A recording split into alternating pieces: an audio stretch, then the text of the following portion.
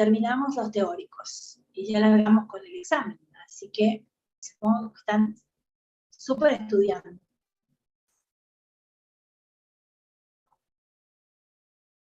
Bien.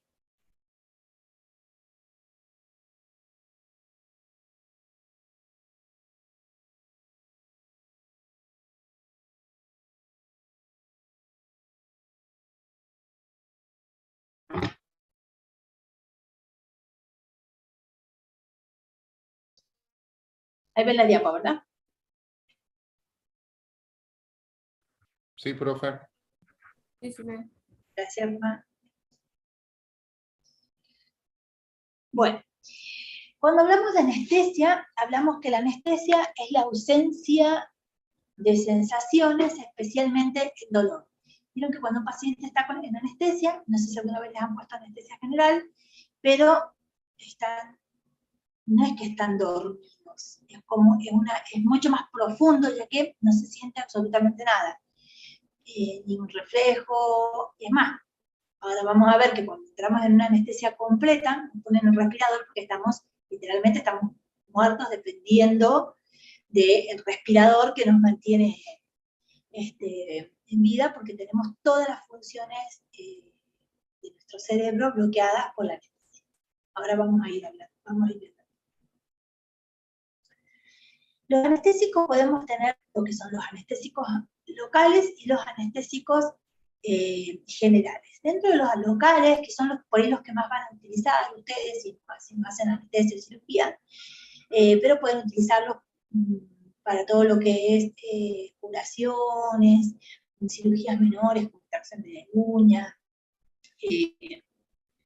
a veces limpiezas de heridas.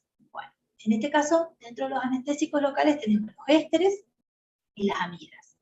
Dentro de los ésteres tenemos lo que son las benzocaínas, la procaína, la copraína, parte de una de las porciones de la cocaína también que se utiliza, y la tetracaína.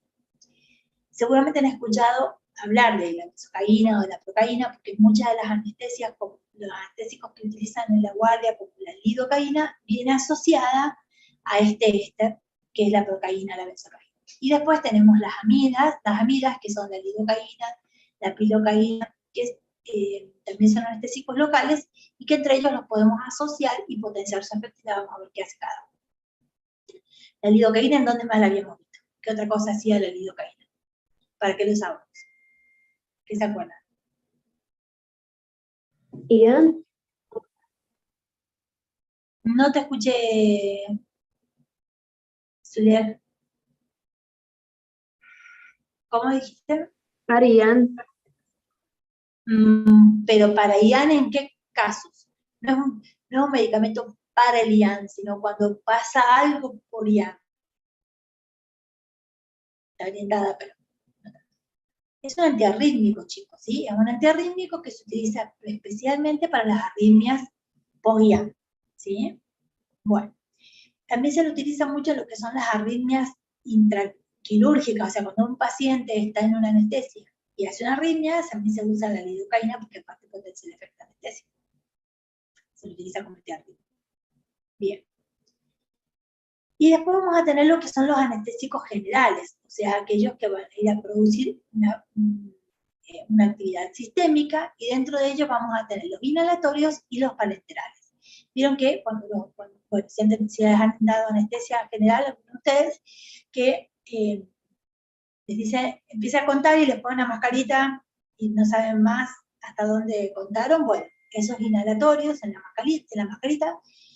Dentro de ellos vamos a tener los gases no halogenados y después lo que son los líquidos volátiles. Y también vamos a tener los parenterales, que son aquellos que van por vía sistémica, endovenosa, como el fentamilo, la ketamina, las benzodiazepinas, el propofol y el tiopental.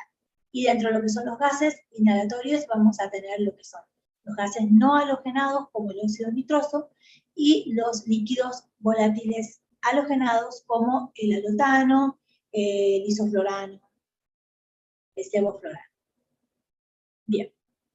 ¿Qué buscamos cuando hacemos anestesia? Buscamos o un bloqueo de del impulso de la conducción, ¿sí? Del impulso doloroso, por ejemplo, hacia la médula, o buscamos interferir en lo que son los procesos sensoriales y prevenir toda la percepción del dolor desde la corteza cerebral. O sea, cuando nosotros tenemos la vía del dolor, vamos a tener una vía aferente, ¿sí?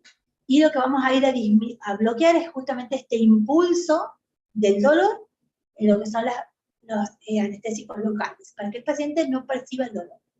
En cambio, los anestésicos generales, lo que va a hacer es una acción a nivel central para que el paciente no tenga la percepción del dolor en la corteza cerebral. O sea, que no perciba en realidad ninguno de los impulsos, ni dolorosos, ni sensitivos, ni motores, no va a poder generar los motores tampoco.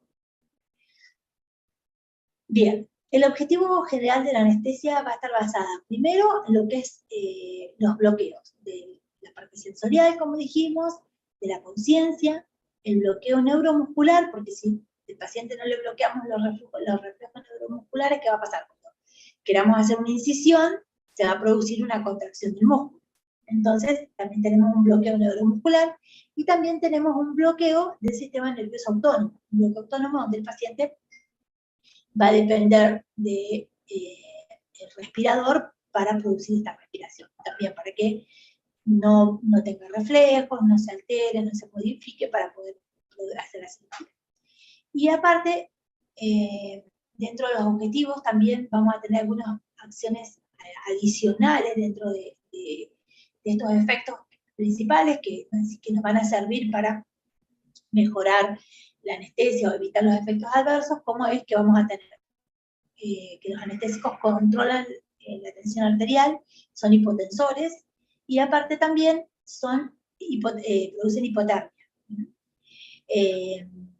Sobre todo lo que es los opioides, los antipsicóticos y los gases como el aldotal.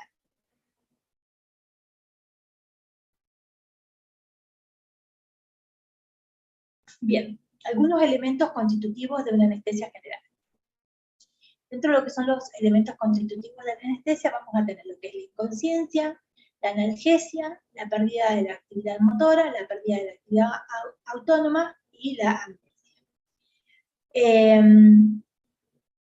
Esto es como va a ir sucediendo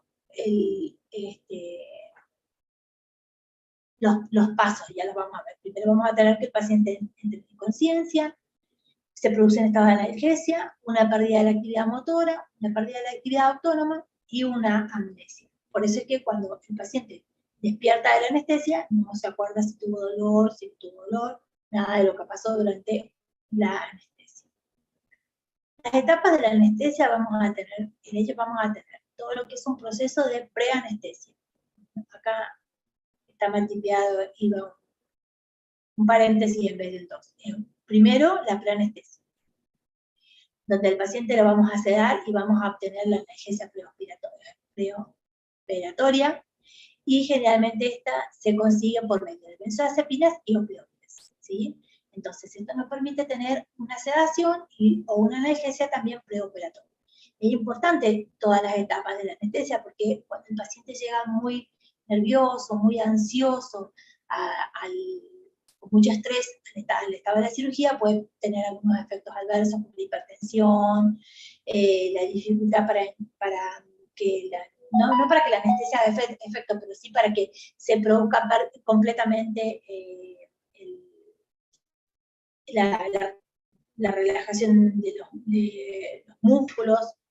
Entonces es muy importante esta anestesia preoperatoria, generalmente, o esta preanestesia. Generalmente también en esta etapa, ya lo van a ver en cirugía, el año que viene, también se suele hacer la parte de lo que es la prevención con la aplicación de antimicrobianos, antibióticos. Luego vamos a tener la etapa de la introducción y mantenimiento de la anestesia. En este caso vamos a tener una inducción rápida con una anestesia parenteral, ¿sí? Que suele hacerse, digamos, es rápida para que el paciente ingrese rápidamente y se duerma.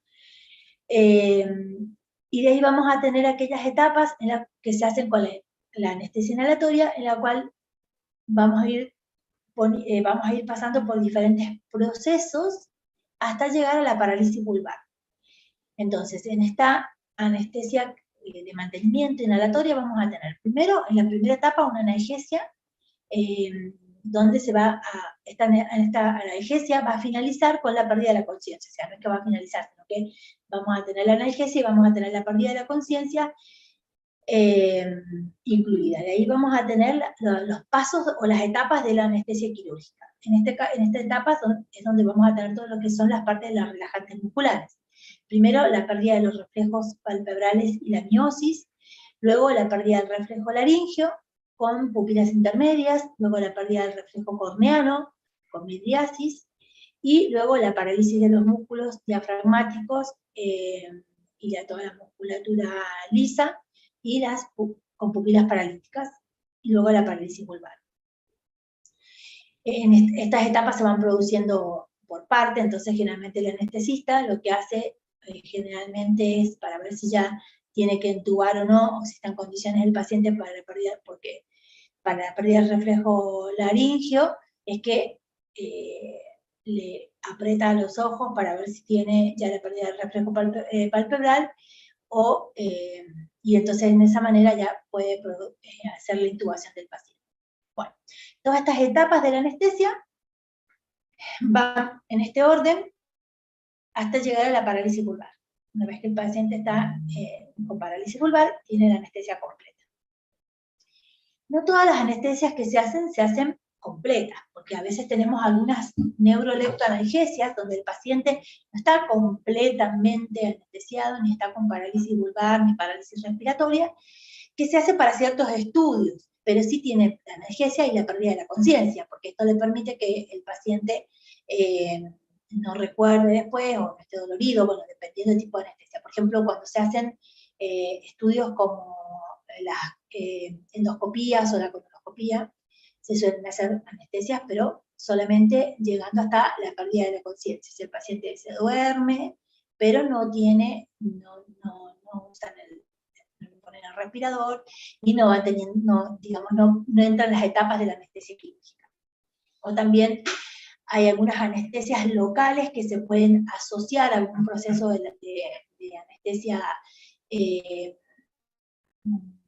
general, para hacer algún tipo de cirugías, por ejemplo, las cirugías mamarias, a veces de reemplazo mamario, o en algunos pacientes donde tienen muchas comorbilidades, donde no se puede hacer una anestesia general. No podemos poner al paciente en parálisis vulvar porque tiene diabetes, tiene arritmia, tiene insuficiencia cardíaca. Entonces, en estos pacientes se pueden hacer unas anestesias parciales con incorporación de la analgesia y la pérdida de la conciencia, más la asociación de anestésicos locales, y podemos hacer las cirugías. También suelen ser en hernias inguinales, cirugías que son menores, digamos. Y después también, recuerden que están lo que son las anestesias, ya vamos a ver, raquídeas, enseguida lo vamos a mencionar. Bueno. Y luego la recuperación, la etapa de la recuperación, que es inversa, o sea, en la etapa de la recuperación el paciente primero recupera la actividad vulvar, luego la parálisis de los músculos diafragmáticos, o sea, el paciente empieza a activarse los músculos diafragmáticos, a activarse el reflejo corneano, el reflejo laringio, el reflejo palpebral, y luego la actividad, digamos, la recupera la conciencia y el efecto analgésico es el último que se va. ¿Sí? En estas etapas se van recuperando. También, el reflejo corneano, los anestesistas suelen evaluar el reflejo corneano para sacar el respirador, sacar el tubo, porque el paciente, si no, empieza con arcadas y se puede realizar esfuerzos por el reflejo laringio y tener todavía el tubo. Bueno, estas son las etapas de la anestesia, ¿se entendieron? ¿Se entendieron? Sí. Bien, perfecto. Bueno, ahora ¿qué vamos a ir a usar para cada una de estas etapas? Más que vamos a usar para cada etapa, porque después los anestesistas van eligiendo en función del paciente y del tipo de anestesia qué anestesia van a hacer, y perdón, del tipo de paciente y el tipo de cirugía, qué tipo de anestesia van a hacer o qué medicamentos van a utilizar. Pero vamos a conocerlos, vamos a hacer una presentación de cada uno de ellos para que los conozcan. Dentro de lo que son los analgésicos, el objetivo, digamos, de la anestesia, vamos a tener todo lo que, bueno, la preanestesia. Teníamos dentro del objetivo de la preanestesia lo que era la sedación, que lo habíamos dicho, la analgesia preoperatoria, acá se podía hacer la quimioprofilaxis, y también ajustar dosis de alguna medicación. Si ustedes tuvieran que hacer una quimioprofilaxis y tienen que poner al paciente después, o sea, para una cirugía abdominal, ¿con qué medicación tendrían que tener cuidado? ¿Qué antibióticos qué antibiótico habría que decirle al paciente o consultarle si está tomando, o evaluar con el médico, con el cirujano, digamos, por este antibiótico que pueda estar tomando? ¿Qué antibiótico tenía interacción con los anestésicos?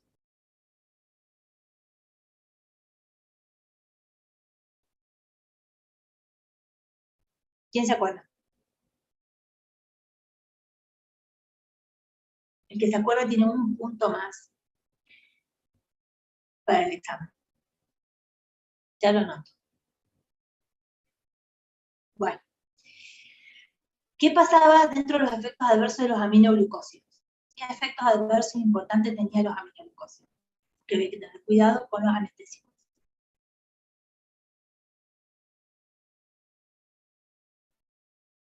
¿Ninguno se acuerdan?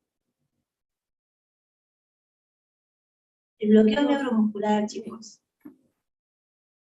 Los aminoglucósidos producían bloqueo neuromuscular, entonces habíamos dicho que había que tener cuidado con los anestésicos. Bueno, justamente, imagínense que si vamos a poner al paciente en una anestesia, tenemos que tener cuidado si utiliza aminoglucósidos, ¿sí?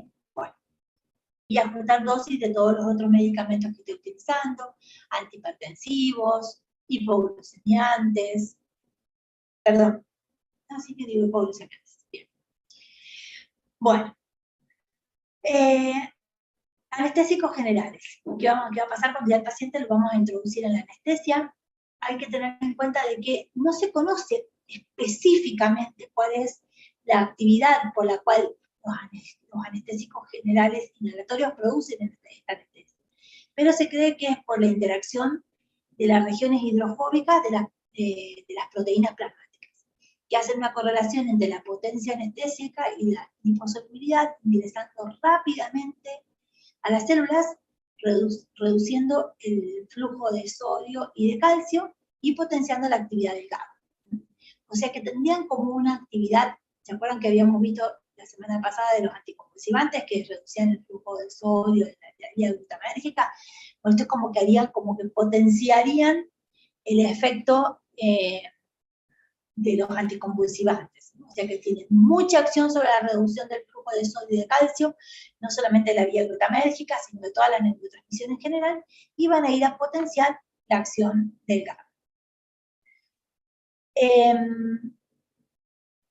Bien, los anestésicos, para que tengan este efecto, ¿sí?, se evalúa según la concentración del anestésico, o sea, la presión parcial alveolar del anestésico, con la ventilación alveolar y el ritmo en el cual se va incrementando la presión parcial sanguínea del anestésico y el flujo cerebral. O sea, esto lo estudian bien los anestesistas, y de acá, de estos valores, van a sacar de cada medicamento un coeficiente de partición sangre-gas, que está en relación de la liposolubilidad, o sea, que quiere decir cuál sería la concentración o la liposolubilidad de este medicamento en la sangre. Esto le va a, o la solubilidad del medicamento en la sangre. Esto le va a permitir medir la velocidad en la cual va a producir el efecto.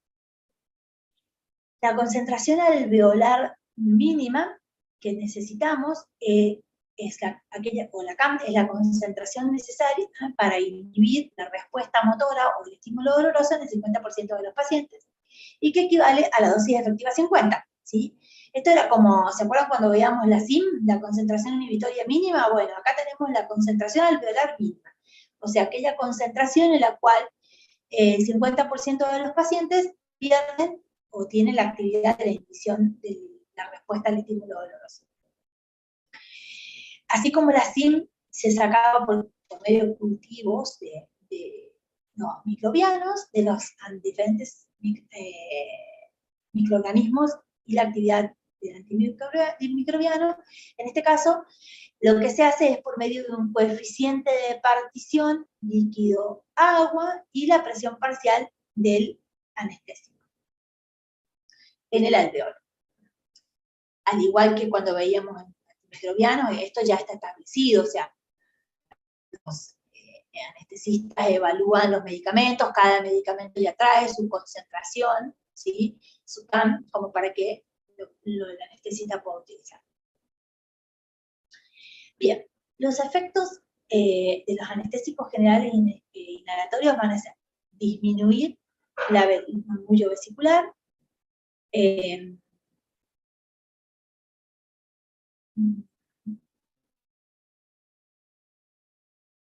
no sé acá, no recuerdo que han puesto de la frecuencia respiratoria, bueno, producen broncodilatación, disminución del recambio mucociliar y disminución de la respuesta a la hipoxia y a la hipocambia, y a la hipercambia. O sea que, por más de que el paciente esté en hipoxia o en hipercambia, disminuye la respuesta. A nivel cardiovascular, los anestésicos inhalatorios producen depresión cardíaca, hipotensión, sensibilizan el miocardio a las catecolaminas y pueden producir un aumento de la TA y de la frecuencia cardíaca en forma refleja por esta hipotensión que tiene a nivel cardíaco. La sensibilidad del miocardio a las catecolaminas hace que los anestésicos sean medicamentos propensos a las arritmias, a producir arritmias, y generalmente las arritmias producidas o inducidas por anestesia se trata con lidocaína.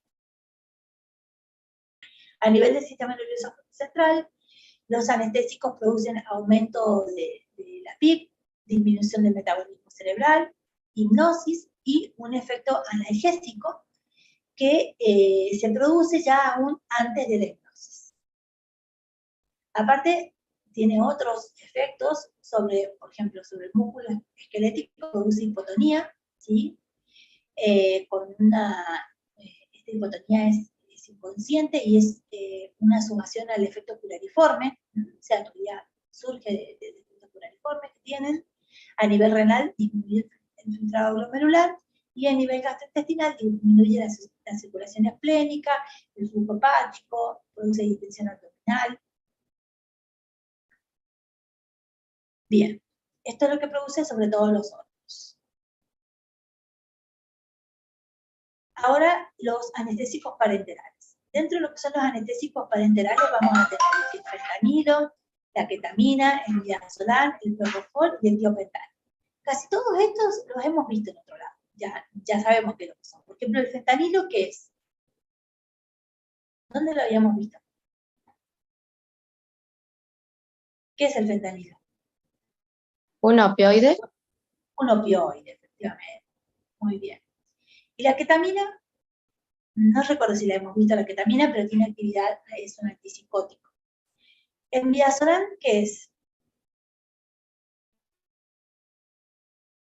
Benzodiazepina. ¿Qué se acuerdan? ¿Qué es? Alguien lo dijo por ahí, sí. Benzodiazepina. Más fuerte, más fuerte.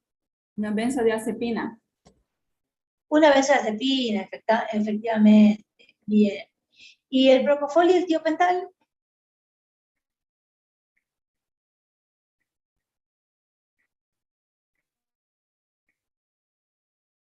Propofol y tiopental. Es un barbitúrico, los mencionamos en los barbitúricos, ¿sí? Bueno. Todas estas drogas son anestésicas, son medicamentos que se usan como anestésicos parenterales, ¿sí? Cada uno de ellos va a tener un beneficio dentro de lo que es la anestesia y le va a permitir asociar a otras sustancias para producir diferentes efectos. Por ejemplo, el fentanilo lo que tiene es que tiene mucho efecto analgésico, porque es un opioide, al igual que la ketamina, por ser un antipsicótico, tiene efecto analgésico. Entonces, tiene un potente efecto analgésico, aunque tiene escasa relajación muscular, pero también produce depresión respiratoria, que puede potenciar la depresión respiratoria que necesitamos dentro de los anestésicos. El midazolam produce mucha relajación muscular, entonces lo utilizamos principalmente para producir la relajación de la musculatura. Y tiene otros beneficios que nos suman también a la anestesia, como es que produce amnesia. El propofol y el tiopental son depresores respiratorios y lo utilizamos principalmente para eso, ¿sí? Aunque tengan poca actividad relajante muscular, vamos a tener una actividad sobre la depresión respiratoria. Entonces, dependiendo del tipo de anestesia y el tipo de cirugía, el anestesista elegirá qué va a ir sumando para poder llegar a producir el efecto anestésico que necesita. La ketamina se caracteriza por ser analgésico, por producir amnesia y catatonia, ¿sí? ¿Se acuerdan que habíamos dicho que era la catatonia? Y que esto potencia el efecto del anestésico.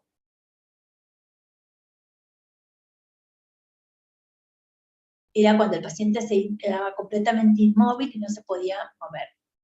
Bueno. Dentro de lo que es la ketamina produce anestesia disociativa con un aumento de la frecuencia cardíaca, puede aumentar la frecuencia cardíaca y el gasto cardíaco, y dentro de las desventajas que tiene o dentro de sus efectos adversos es que su recuperación suele ser con sueños desagradables. Cuando circulen por cirugía o por obstetricia, porque la ketamina se usa mucho para legrados también, van a ver que ese es el problema que tiene, que el tipo de recuperación es bastante desagradable. El propofol es un agente sedante hipnótico, tiene el beneficio de que tiene una recuperación mucho más suave, aunque rápida. Disminuye el flujo cerebral, reduciendo los requerimientos metabólicos de oxígeno a nivel cerebral y disminuyendo la presión intracraneal. Esto tiene su beneficio en algunos tipos de cirugías, sobre todo cuando son cirugías a nivel cerebral, y también para cuando el paciente se lo coloca en anestesia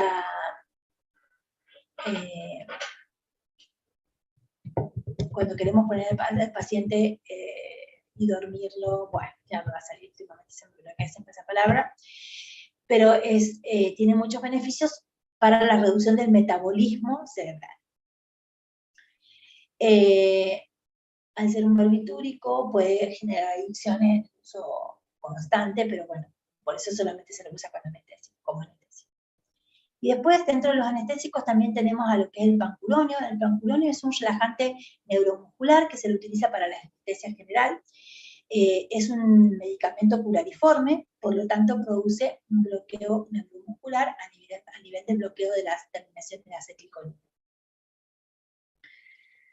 Bien, estas son todas las drogas que hacen referencia a la anestesia general. Cada una de ellas, como les digo, se van potenciando en acción, o lo que vayan necesitando el anestesista se va asociando varias de estas drogas para llegar a la anestesia completa. Después vamos a tener lo que son los anestésicos locales. Dentro de los anestésicos locales, ya los habíamos mencionado cuáles eran, que teníamos las aminas y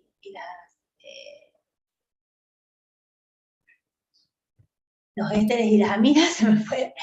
Después tenemos, bueno, dentro de lo que son los anestésicos locales, vamos a tener diferentes tipos de anestesias locales. Por ejemplo, las anestesias tópicas, ¿sí? Las anestesias tópicas es la que utilizamos cuando, por ejemplo, utilizamos cremas o spray o aerosoles. ¿Vieron cuando van al dentista y el dentista les pone ese aerosol antes de ponerle la anestesia que tiene un gusto horrible? Bueno, esos anestésicos en aerosol tienen anestesia tópica. También podemos utilizar las anestesias tópicas, por ejemplo, en cremas, que vienen cremas con lidocaína, que se utilizan en distintos tipos de lesiones, como quemaduras. Las quemaduras son muy efectivas, estas anestesias tópicas. También cuando hay algunas erosiones de la piel, porque se caen, bueno, alguna caída donde tienen lesiones leves a nivel de la piel. Ahí utilizamos las anestesias tópicas. Dentro de lo que son las anestesias tópicas, podemos, un tip para cuando estén en las ambulancias, si no tienen cremas con anestésicos, si tienen un paciente, por ejemplo, con una quemadura grande, pueden poner una ampollita de lidocaína en vaselina, mezclarla y ponerle al paciente. Esto tiene un efecto refrescante y anestésico. Es muy bueno. Y después también se los utilizan las tópicas para algunas otras técnicas de aplicación de, por ejemplo, cuando se hace peeling o algunas técnicas de estética se hacen tópicas.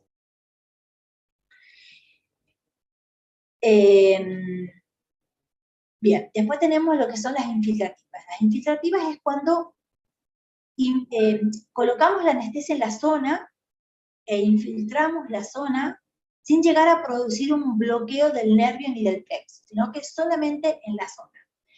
Esto lo hacemos, por ejemplo, cuando se van a hacer puntos en las lesiones traumáticas, o cuando se hacen las anestesias de la boca para hacer extracciones molares, ahí hacen una infiltrativa, o sea, infiltran la zona de la anestesia, de la lesión, para sacar la muela, hacer un punto.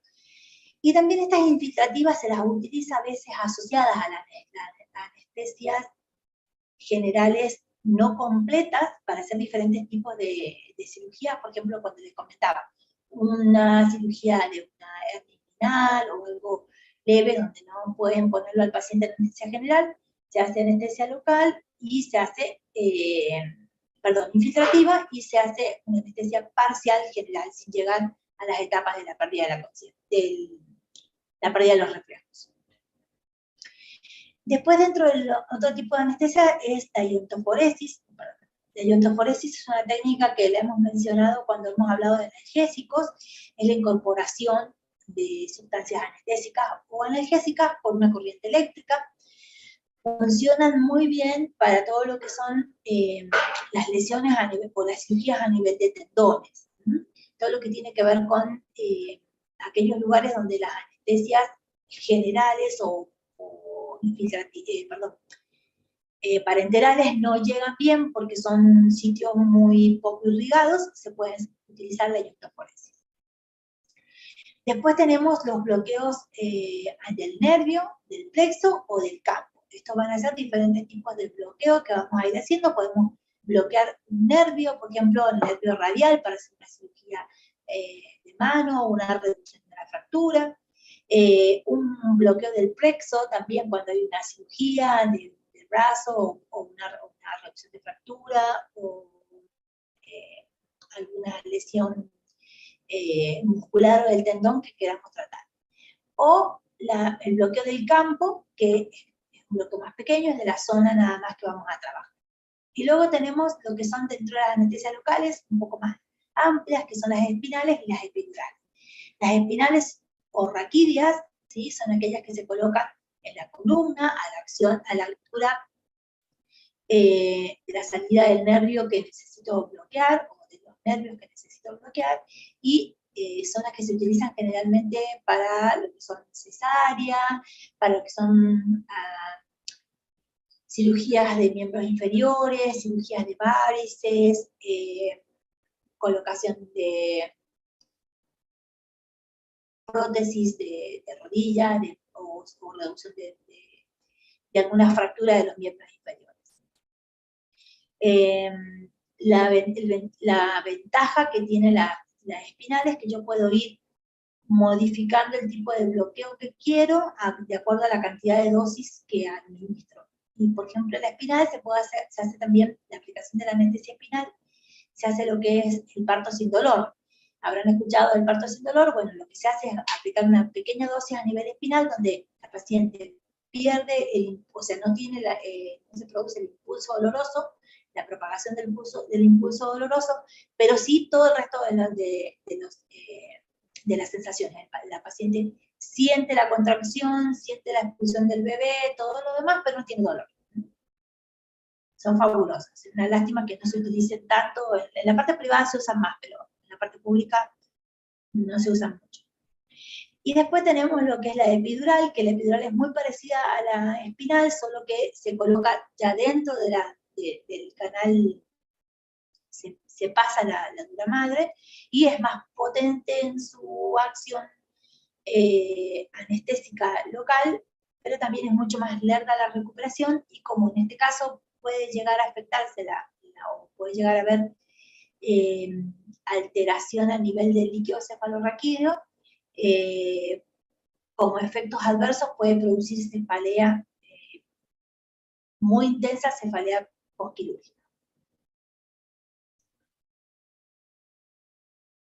Bueno, bien.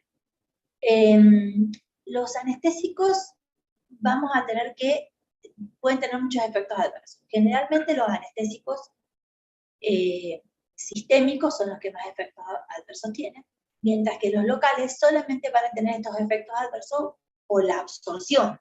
O sea, en el caso de que se administren dosis muy altas, infiltrativas, en ese caso puede absorberse una cantidad y tener estos efectos adversos que son comunes para todos los anestésicos. A nivel del sistema nervioso central podemos tener tanto una depresión muy importante con mareo, sedación, como un efecto rebote con inquietud, temblor, euforia. Cefalea posanestesia, parestesia, náuseas, convulsiones, coma. Esos son parte de los principales efectos adversos. A nivel cardiovascular podemos tener depresión del miocardio, hipotensión por la vasodilatación, salvo en el caso de que se administre cocaína. Habíamos hablado que podían producir arritmias, sin embargo, algunos de ellos también tienen efecto antiarrítmico, como era la lidocaína. Pero el resto pueden sensibilizar las catecolaminas. Y pueden producir taquicardias con QRS ancho, que generalmente no son tóxicas. A nivel muscular, bueno, obviamente la pérdida del tono esquelético y del tono del músculo esquelético y visceral, con bloqueo de la transmisión neuromuscular y de los ganglios autónomos. Esto es principalmente para todo lo que son los anestésicos con actividad oculariforme. También puede producir reacciones alérgicas, ¿sí? Que son más comunes para los ésteres que para las amidas, y que gracias a Dios no son muy frecuentes, pero que hay que tenerlas en cuenta para administrar los medicamentos. Algunas drogas pueden modificar o cuáles pueden producir interacciones con los anestésicos. Principalmente acá se va a mencionar una actividad sobre los anestésicos locales. Por ejemplo, dentro de este grupo, la actividad que van a tener para producir este efecto anestésico va a depender de ciertas características que van a estar dadas. No solo por el fármaco, sino por algunas, digamos, por las características del paciente.